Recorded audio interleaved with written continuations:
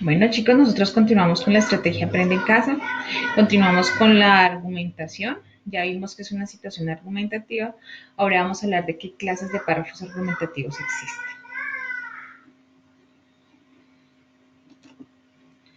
Bueno,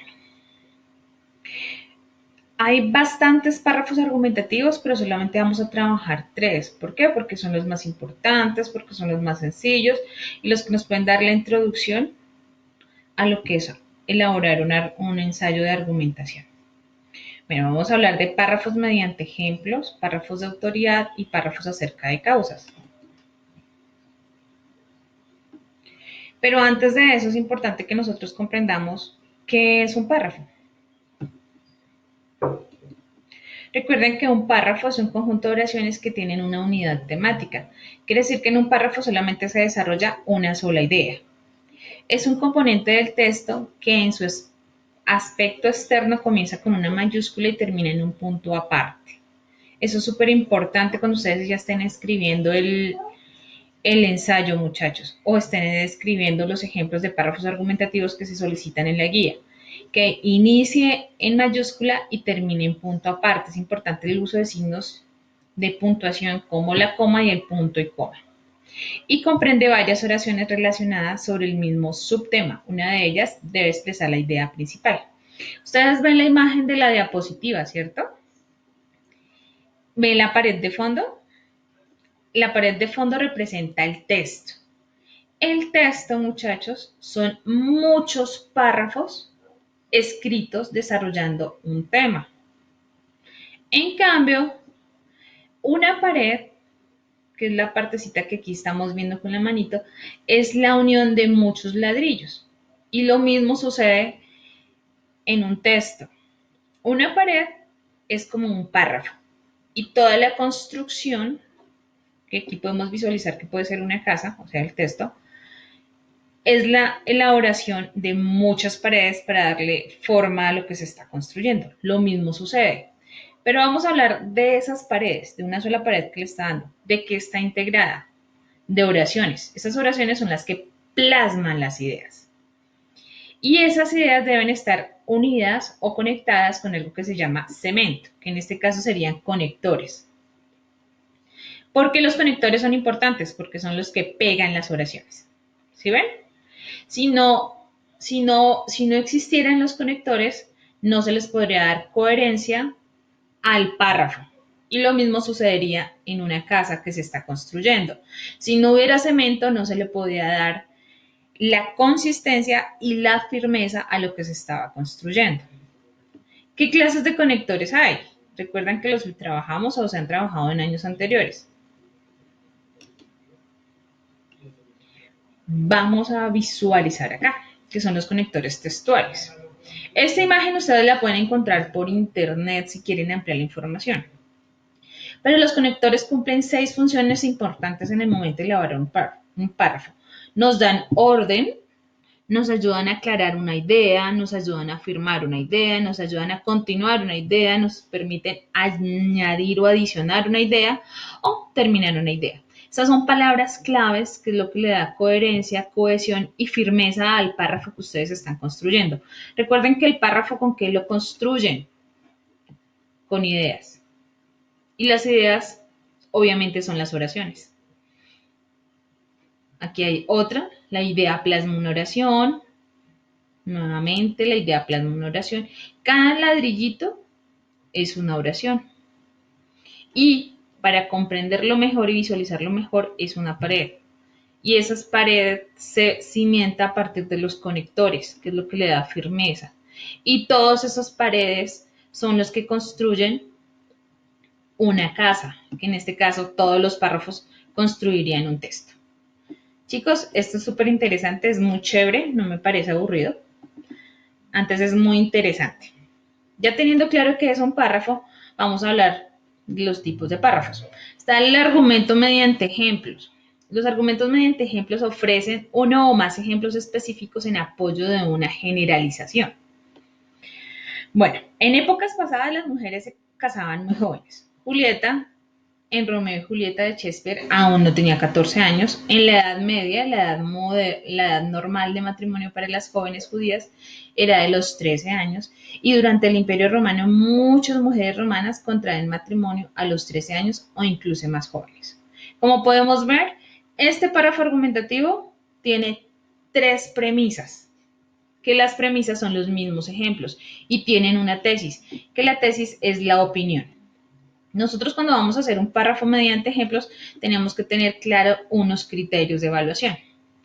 Cuando ustedes estén haciendo su párrafo argumentativo mediante ejemplos, tiene que tener cuatro cosas importantes. Uno, tiene que tener dos o más ejemplos. ¿Para qué? Para que fundamenten su tesis o su opinión. Su tesis tiene que ser coherente con los ejemplos. ¿Qué quiere decir que sea coherente? No es que me estén hablando en la tesis sobre los pollitos y luego me estén hablando sobre los cangrejos. Ni siquiera concuerdan en que son animales de la misma especie, como mamíferos o algunos, sino que tiene que tener un hilo conductor. Los ejemplos tienen que ser creíbles y confiables. Y lo último y más importante, los conectores tienen que ser adecuados. Aquí es importante que los conectores no se repitan. Pasamos al siguiente párrafo argumentativo, que es el argumento de autoridad. El argumento de autoridad toma como premisa la opinión de alguien que se considera que sabe del asunto, es decir, un experto. ¿Por qué es tan importante los párrafos de autoridad? Porque nosotros no sabemos todo, muchachos. Nosotros siempre tenemos que basarnos en alguien que nos apoye o nos ayude a dar una información. Ustedes pueden ver esta partecita de acá que estoy mostrando con el mouse. Es como si fuera una fórmula matemática. El párrafo se debe organizar así.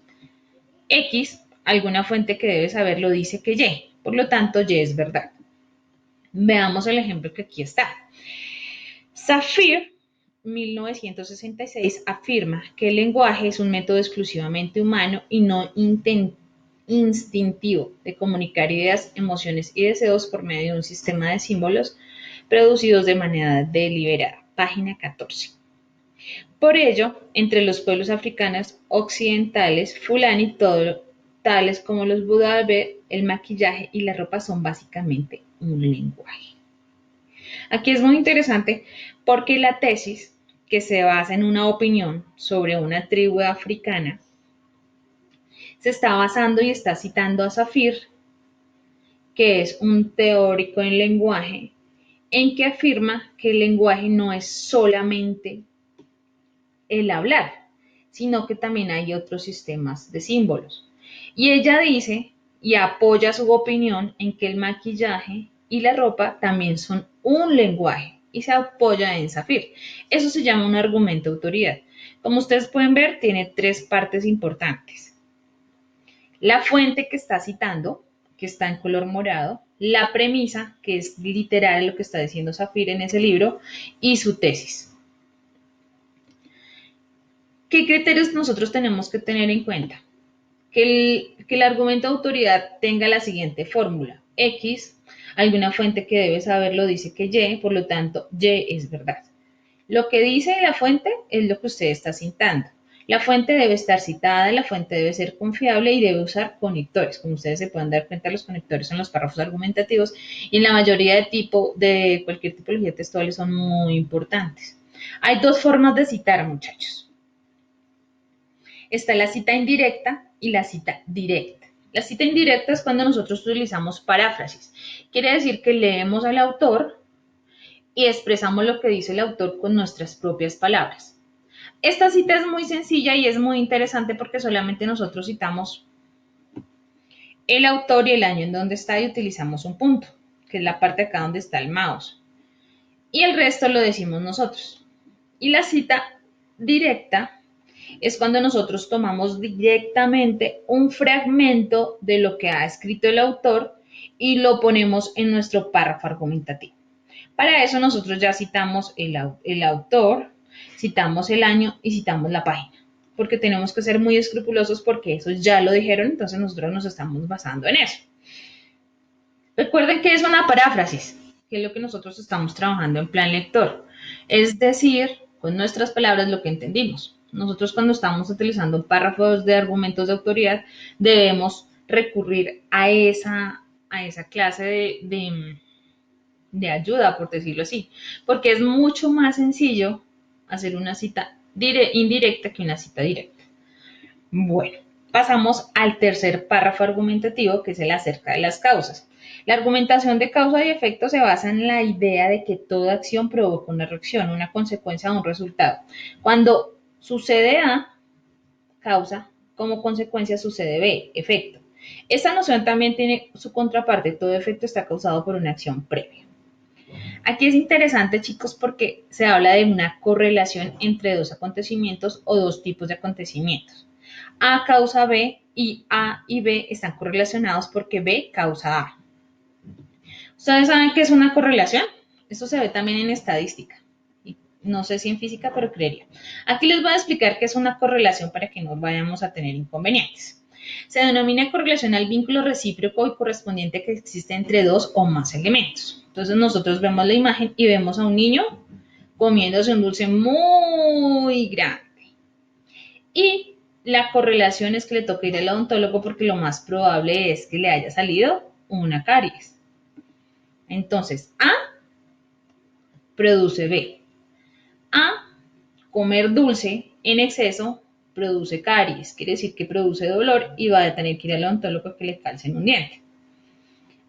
Quiere decir que el calzar del diente, la muelita o el dolor o la caries es un efecto. Entonces, vamos a pasar a otro ejemplo. La causa. Nosotros miramos el firmamento y decimos, oh, hay nubes negras. Quiere decir que va a haber un efecto próximo, que es una lluvia. Correlación es cuando hay una relación o un vínculo recíproco entre A y B. Y eso también es una forma de argumentar. Vamos a ver un ejemplo. Los realities están arruinando nuestra moral. Estos programas de televisión muestran violencia, crueldad y perversión. Y el resultado, individuos mediados por lo superficial e inmediato, sin criterios ni valores. Este es un párrafo argumentativo. El primero, la premisa 1 es un efecto. Luego viene la segunda parte del párrafo argumentativo, que es explicar la correlación. Luego viene la causa, que es la segunda premisa, y luego viene la tesis. Es muy sencillo, no es complicado, es muy importante que ustedes tengan claro cuál es la causa y cuál es el efecto y cuál es la relación que los integra. Pasamos a las referencias. Chicos, esto yo no me lo inventé, tampoco lo pude hacer, entonces me basé en un libro que se llama Las claves de la argumentación, que es un libro muy bueno si ustedes lo quieren buscar por internet. Ahí hay mucha, o sea, ahí está súper bien explicado por si a ustedes les interesa ampliar información. No se les vaya a olvidar realizar la actividad, el punto C. Les doy 4 párrafos y ustedes deben identificar qué clase de párrafo es, deben indicar por colores las partes que lo componen, así como nosotros veníamos trabajando, qué premisa, qué conclusión, si es párrafo de causa y efecto, entonces cuál es la correlación, o sea, deben indicarme cada una de sus partes y deben evaluarlo a partir de la tabla de revisión para indicar si está bien escrito. ¿Recuerdan el cuadrito que yo les decía que eran los criterios de evaluación? Vamos a mostrárselo. Este cuadrito, muchachos, deben evaluar cada uno de los párrafos. Esto es lo que nos permite saber si está bien o está mal elaborado el párrafo argumentativo. Es importante que tengamos claro eso. Y el último punto de la guía es que deben escribir 3 párrafos argumentativos con las temáticas y la clase de párrafo que les coloco. Por favor, no vayan a bajarlos de internet porque yo me voy a dar cuenta. ¿Listo? Ustedes saben que yo se los leo, eso no es muy difícil de revisar. Si tienen dudas o inquietudes, por favor, comunicarse conmigo vía WhatsApp o cualquier cosa, me avisan. Bendiciones y gracias. No se les olvide realizar las actividades.